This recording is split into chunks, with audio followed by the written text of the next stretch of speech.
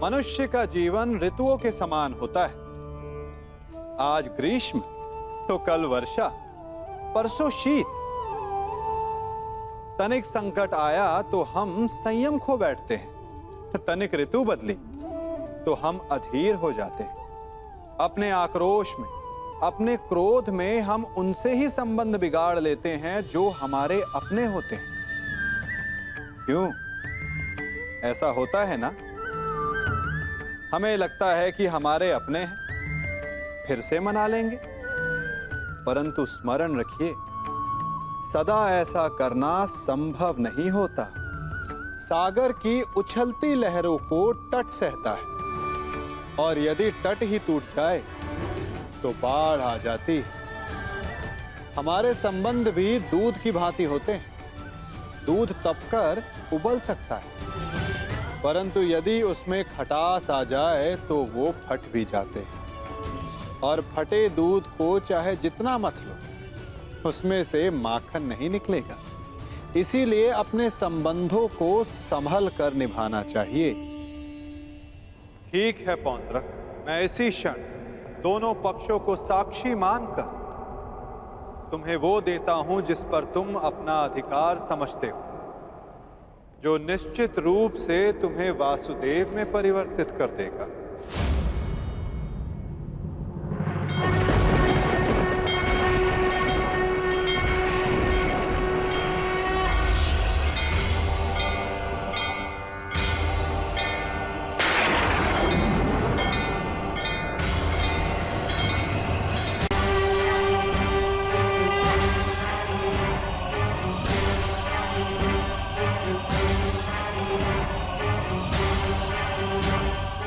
ये लो पौंड्रक, वो अस्त्र जिसका वास्तविक वासुदेव के पास होना अनिवार्य है।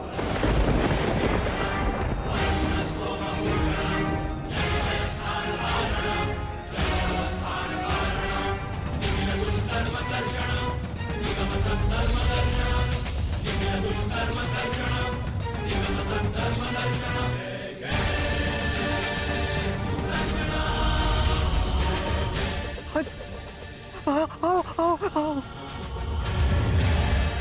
शीघ्र आओ।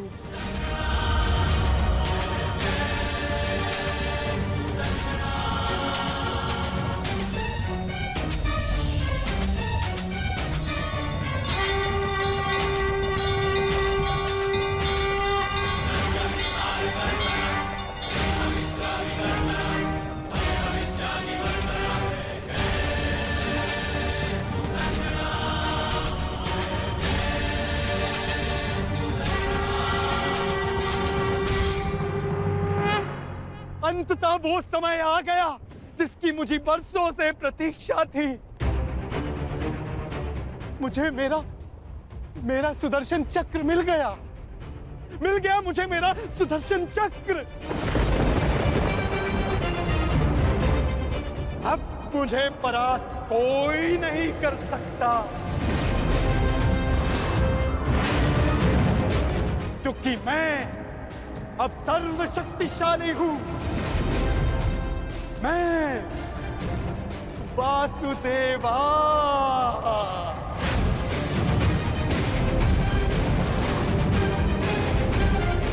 सुदर्शन चक्रधारी पौंड्रक वासुदेव।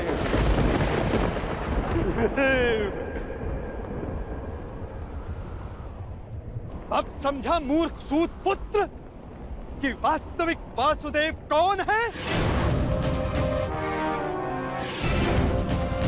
तेरे इस छलिए कृष्ण ने भी स्वयं यहां स्वीकारा कि वास्तविक वासुदेव कौन है।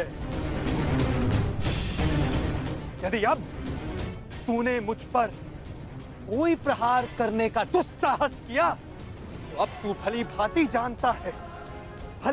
जानता है कि मुझसे बुरा और कोई नहीं होगा। क्षण भर में वध कर दूंगा तेरा।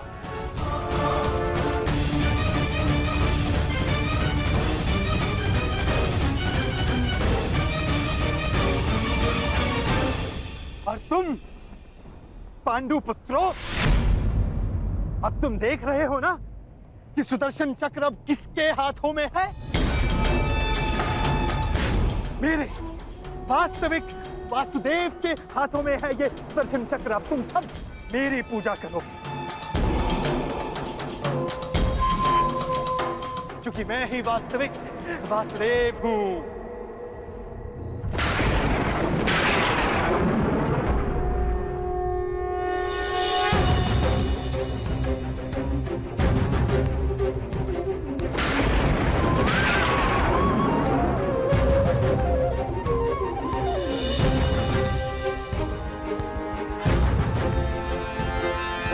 इस चक्र का भार क्यों बढ़ता जा रहा है?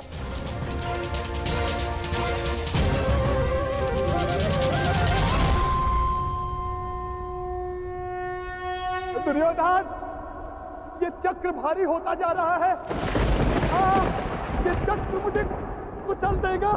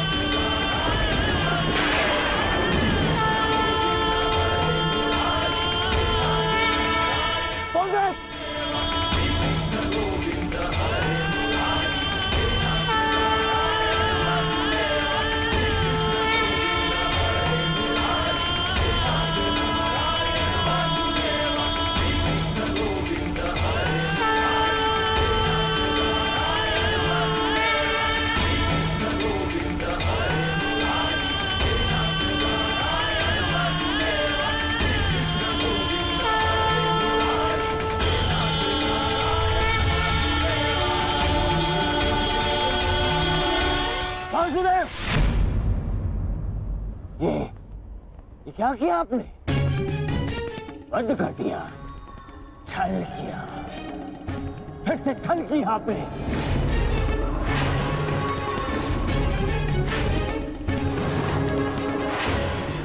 ये उचित नहीं किया आपने वासुदेव, नहीं किया उचित।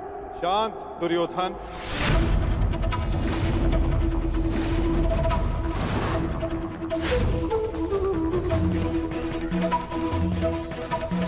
इतना क्रोधित क्यों हो रहे हो गांधारी नंदन?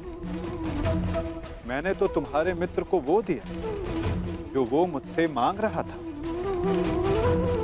अब वो उसका भार नहीं सह पाया, ये मेरा दोष नहीं। औंद्रक ने अपनी मृत्यु का आवाहन स्वयं किया था दुर्योधन, और इसके लिए तुम्हें आक्रोश में आने की कोई आवश्यकता नहीं। क्रोध नहीं आएगा,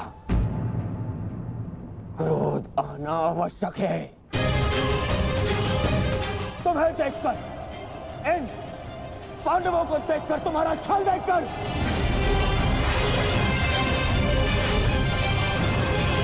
कैसा छल दुर्योधन? तुम्हारा मित्र पौंद्रक मेरा वेश धारण करता रहा, वो मेरी शक्ति, मुझे मिले सम्मान से आकर्षित हुआ। वो मेरे जैसा बनना चाहता था, परंतु वो ये नहीं समझ पाया कि शक्ति और सम्मान किसी का वेश धारण करने से, किसी का रूप धारण करने से नहीं मिलती। शक्ति और सम्मान मिलता है परिश्रम से, कर्मों से। यदि लौह को सुनहरे रंग से पोत दिया जाए तो उससे आभूषण नहीं बनते दुर्योधन। स्वर्ण बनने के लिए कड़ी अग्नि परीक्षा देनी होती है, कसौटी पर खरा उतरना पड़ता है दुर्योधन। और तुम्हारा मित्र सुदर्शन चक्र की कसौटी पर खरा नहीं उतर पाया और अंततः उसने अपना नाश कर लिया। तुम्हारी हानि पर मुझे खेद है दुर्योधन, परंतु पौंद्रक के अंत पर नहीं, क्योंकि उसके कर्मों का फल ही यही है।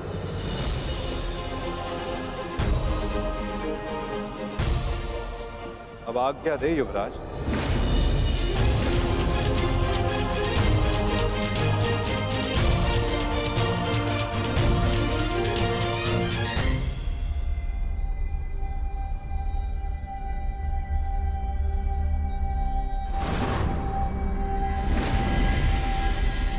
कल युद्ध के नियम निर्धारित किए जाएंगे गांधार राज। जब युद्ध क्रीड़ा में नियम निर्धारित किए जा रहे थे तब वहां मैं उपस्थित नहीं था, परंतु इस बार उत्सुक हूं ये जानने के लिए कि इस युद्ध में अपनी विजय के लिए आप क्या नियम बनाएंगे गांधार राज।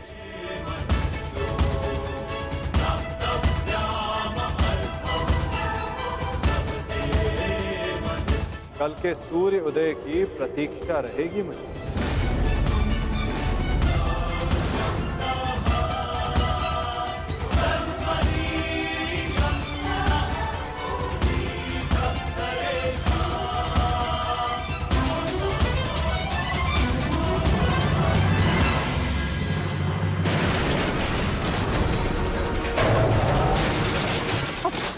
ये क्या कर रहे हो तुम?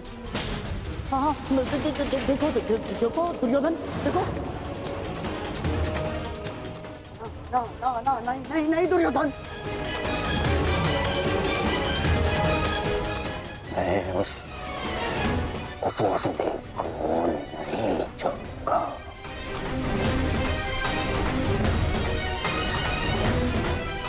ना पांडवों को नहीं छोड़ूंगा। ये क्या कर रहे हो? क्या कर रहे हो तुम दुर्योधन? ईश्वर के लिए शांत हो जाओ। देखो कुछ नहीं होगा, मैं बता रहा हूँ, विश्वास रखो मुझ पर। आप शांत हो जाइए, अन्यथा मैं आपको शांत कर दूंगा। नहीं, देखो दुर्योधन। हाँ, शांत हो जाओ दुर्योधन। देखो तनिक सोचो, पौंड्रक के जाने से हमें कोई हानि नहीं पहुंची है दुर्योधन। इस संसार में हर कोई अपना एक प्रयोजन लेकर आता है और पौंड्रक ने भी यही किया। पौंड्रक का केवल एक ही प्रयोजन था कि वो मद्रराज शल्य को भ्रमित कर दे, और पौंड्रक ने अपने जीवन का प्रयोजन सिद्ध कर दिया है दुर्योधन। अब हमारे पास 11 अक्षौणी सेना है और पांडवों के पास केवल 7 दुर्योधन, केवल 7। अब ये विलाप का समय नहीं है, उत्सव का समय है। उत्सव मनाओ। वो तो ठीक है मामाश्री, परंतु मैं उस वासुदेव का कौतुक भुला नहीं पा रहा हूं।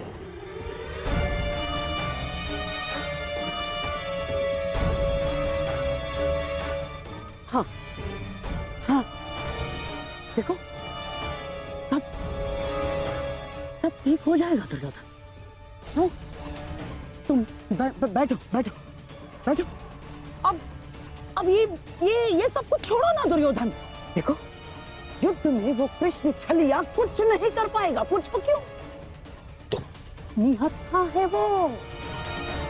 अब इस समय हमारा पक्ष सबल है, हमारा पक्ष, और पासा हमारे हाथ में है दुर्योधन, हमारे हाथ में। कैसा पासा? अब देखो, कल युद्ध के नियम निर्धारित किए जाएंगे। ऐसे नियम बनाऊंगा कि पांडव पक्ष आ जाएगा, और फिर वो छलिया कुछ नहीं कर पाएगा वो छलिया।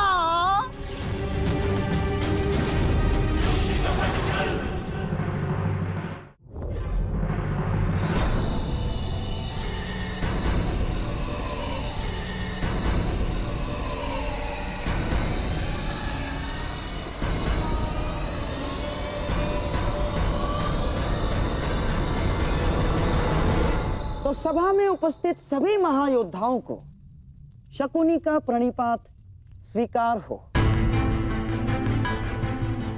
जैसे कि हम सब जानते हैं कि हम सभी एक महायुद्ध में भाग लेने जा रहे हैं, परंतु बड़े खेद के साथ एक बात सूचित करना चाहूंगा इस सभा में। जैसे कि हम कर, अर्थात कौरवों पर हमेशा से, सदा से लांछन लगते आ रहे हैं आरोप लगते आ रहे हैं कि हम छल करते हैं, हम कुचक्र करते हैं, हम षड्यंत्र रचते हैं, है ना वासुदेव? चाहे वो युद्ध हो या द्यूत। इसीलिए आपके मन से वो भ्रम निकालने के लिए इस खुली सभा का आवाहन किया गया है। तो वासुदेव, क्या आपकी अनुमति है? एक चतुर गुरु जब गुरुकुल से कुछ समय के लिए बाहर जाए तो वो आश्रम के सबसे योग्य शिष्य को उसका उत्तरदायित्व कभी नहीं देता। वो आश्रम के सबसे नटखट शिष्य को ही इसका उत्तरदायित्व सौंपता है। क्योंकि जब बिलाव को माखन की रखवाली के लिए स्वयं बिठा दिया जाए तो किसका साहस कि वो माखन चुरा सके। अर्थात आपको भी अनुमति अवश्य है गांधार राज।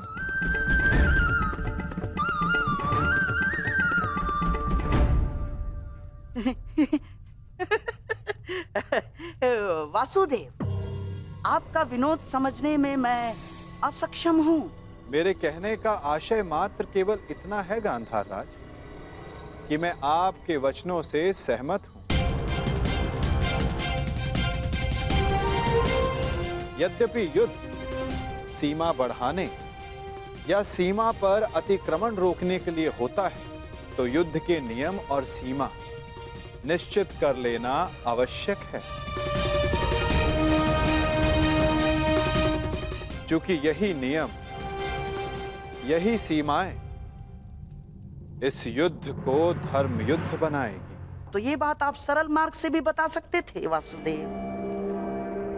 यदि आपका भाषण समाप्त हो गया तो हम युद्ध के नियमों पर चर्चा करें। वैसे भी हमारे और आपके पक्ष की सेना के अंतर को देखते हुए यह युद्ध केवल औपचारिकता मात्र रह गया है।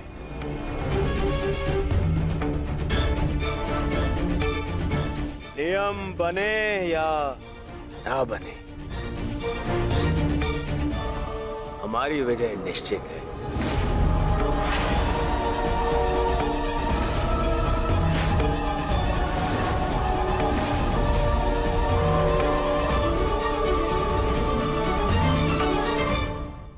नियम बने या ना बने, हमारी विजय निश्चित है। इस आत्मविश्वास का कोई एक कारण तो बताओ।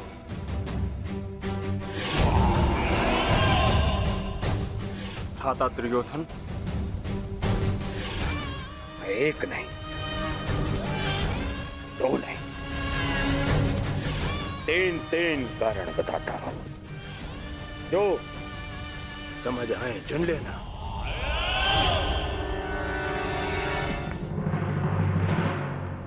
पहला कारण, पितामह भीष्म जिन्हें इच्छा मृत्यु का वरदान है।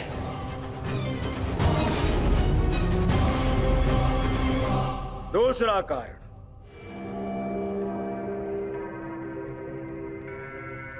आचार्य द्रोण जिन्होंने तुम पांडवों को शस्त्र संधान की शिक्षा दी।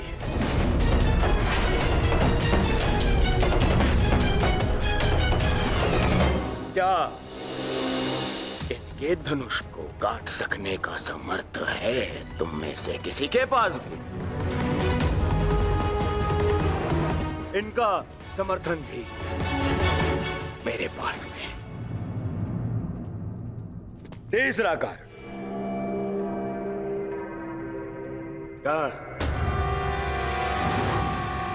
ब्रह्मास्त्र, ब्रह्मांडास्त्र और ब्रह्मशिरास्त्र जैसे अस्त्रों से सज्जित है मेरा मित्र कर्ण, जिसका बाण तुम्हें विजय प्राप्त करने नहीं देगा और जिसका कवच मुझे पराजित नहीं होने देगा।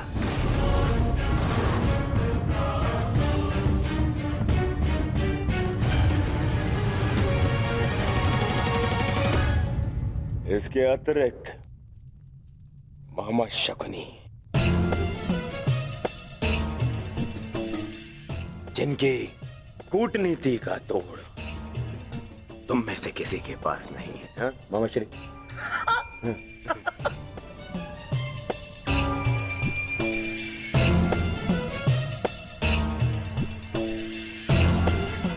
मद्रराज शैल्य, नारायणी सेना, अब अरे ये तो 3 से अधिक कारण हो गए, है ना अर्जुन? जिसके पास इतने सारे कारण हो, उसे कौन पराजित कर सकता है?